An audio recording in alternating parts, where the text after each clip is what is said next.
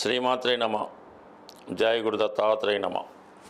ఈ వీడియోలో మనం మిథున రాశి వారికి సెప్టెంబర్ 14 నుంచి 20వ తారీఖు మధ్యలో జరగబోయే వార ఫలాలు పరిశీలించినప్పుడు ఏదైనా మిథున రాశి వారికి ఈ వారంలో ఒక గొప్ప అదృష్ట యోగం అన్నది ఏర్పడడం జరిగింది. ముఖ్యంగా రాశియందు గురుగ్రహ సంచారం వల్ల జాతకుడికి చాలా మంచి అవకాశాలు రావడం జరుగుతూ ఉంటుంది. అతని ఆలోచన విధానం కూడా చాలా న్యాయసమ్మతంగా, నిజాయితీగా, ఆధ్యాత్మికంగా ఉండడం జరుగుతూ ఉంటుంది. అలాగే ఆరోగ్య విషయంలో తగు విధ శ్రద్ధ తీసుకోవడం కూడా ఈ రాశి వారికి కనబడుతూ ఉంటుంది. అయితే ఈ వారంలో ఏర్పడినటువంటి గొప్ప మార్పు ఏంటంటే, రాశ్యాధిపతి బుధుడు చతుర్థ స్థానంలో ఉచ్చక్షేత్రంలోకి ఏర్పడడం వల్ల మాలవ్య మహాపురుష యోగం అనే పంచమహాపురుష యోగం ఏర్పడడం, దాంతో రవి కూడా అదే రాశిలో సుమారుగా అదే రోజు ప్రవేశించడం వల్ల ఏర్పడినటువంటి బుధాదిత్య యోగ ఫలితంతో జాతకుడికి గృహానికి సంబంధించిన విషయాల్లో విశేషమైనటువంటి ప్రోగ్రెస్ అన్నది కనబడుతూ ఉంటుంది. అటు విద్యార్థుల్లో కూడా వారి యొక్క మేధస్సు పెరిగి కొత్తగా వారు ఆలోచించి కొత్త విద్యా విధానం తెలుసుకోవడం కానీ, కొత్త విషయాలు తెలుసుకోవడం కానీ తగు విధంగా అభివృద్ధి చెందడం జరుగుతూ ఉంటుంది. అంటే ఎప్పుడు మిథున రాశి వారు ఏదన్నా విషయాన్ని కొత్తగా ట్రై చేయాలని ప్రయత్నం చేస్తుంటారు.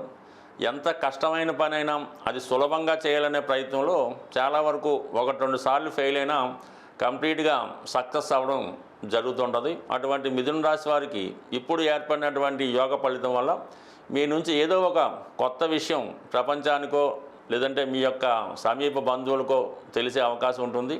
అలాగే తగు వృత్తిలో ప్రావీణ్యత సంపాదిస్తారు. తగు విధమైన గుర్తింపు కూడా ఈ సమయంలో రావడం జరుగుతూ ఉంటుంది.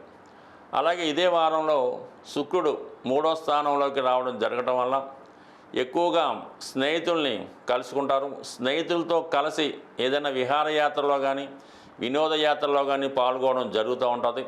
చాలా కాలంగా దూరమైనటువంటి మిత్రులు తిరిగి కలుసుకోవడం వల్ల వారితో మీ యొక్క సంతోషాన్ని కానీ ఆనందాన్ని కానీ పంచుకోవడం జరుగుతూ ఉంటుంది. అలాగే కుజుడు మనకి 5వ స్థానంలోకి రావడం జరిగింది. అంటే ఏదైనా కుజుడు 5వ స్థానంలోకి వచ్చినప్పుడు మీరు నిర్ణయాలు చాలా తొందరగా తీసుకోవడం జరుగుతూ ఉంటుంది.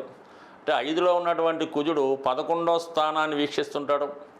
అలాగే 12వ స్థానాన్ని కూడా వీక్షిస్తుంటాడు. ఈ కారణం వల్ల ఏంటంటే భూములు కొనాలనే మీ ఆలోచన, లేదంటే ఏదైనా కొత్తగా వ్యాపారం కానీ ఒక ఇండస్ట్రీ కానీ ప్రారంభించాలి ఆలోచన మీకు చాలా వరకు నెరవేరే అవకాశం ఉంది. ఏదైనా స్థిరాస్తి మీద భూముల మీద ఇన్వెస్ట్ చేస్తారు.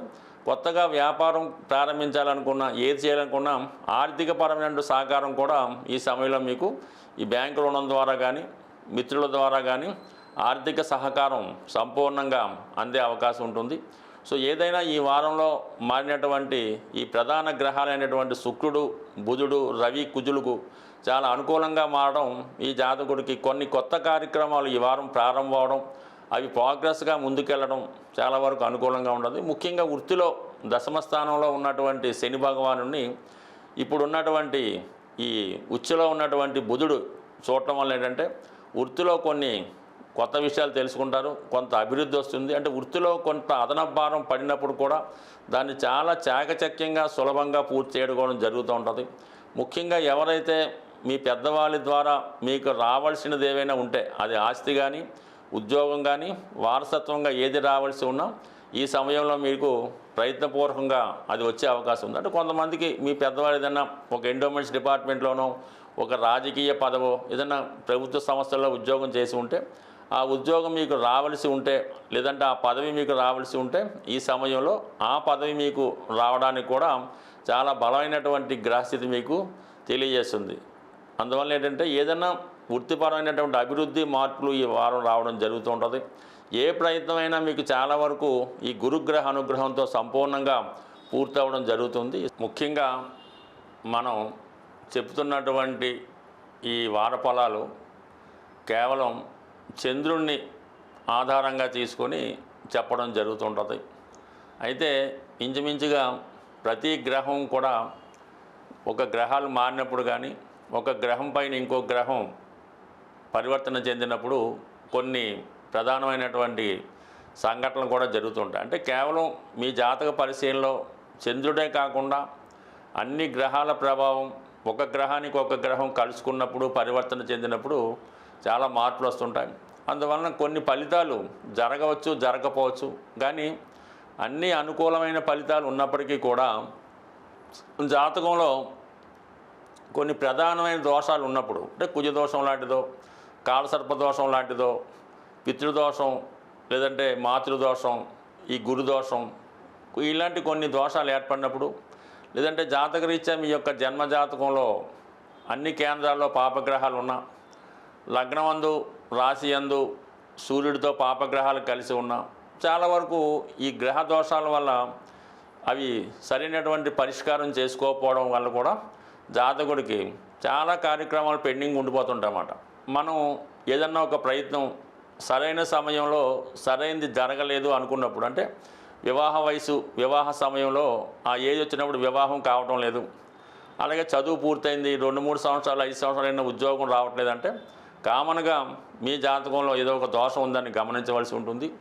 ఆ దోషానికి తగిన పరిహారం చేసుకున్నప్పుడు, ఆ పరిహారం పూర్తయిన తర్వాత గోచారరీత్యా గ్రహాలు మీకు అనుకూలంగా ఉన్నప్పుడు ఆ ప్రయత్నం అయితే తప్పకుండా నెరవేరుతూ ఉంటుంది. కాబట్టి సాధారణంగా ఒకే సమస్య పదే పదే రిపీట్ అవుతున్నప్పుడు కూడా మన జాతకంలో ఉన్నటువంటి దోషాన్ని సరిచేసుకోవడం, దోషాన్ని సరిగ్గా అన్ని గ్రహాలకి కాకుండా ప్రధానంగా ఏ గ్రహం వల్ల ఇబ్బంది వస్తుంది అన్ని గమనించి ఆ గ్రహానికి తగిన పరిహారం చేసుకోవాల్సి ఉంటుంది.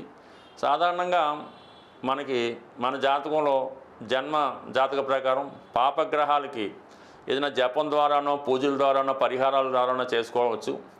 అలాగే శుభగ్రహాలకి దానం ద్వారా, భగవంతుని ఆశించడం ద్వారా ప్రతిదానికి కూడా సులభమైన పరిష్కారం ఉంటుంది. సరైనటువంటి పరిష్కారం కావాలంటే కంపల్సరీగా మీ జన్మజాతకాన్ని పరిశీలించుకొని అప్పటి ఉన్నటువంటి గోచారాన్ని కూడా పరిశీలించి చిన్న చిన్న సింపుల్ చిట్కాల ద్వారా మీ జాతకాన్ని సరి చేసుకుంటే 100% మీ యొక్క అభివృద్ధి అప్పటి నుంచే ప్రారంభమవుతుంది. స్వస్తి.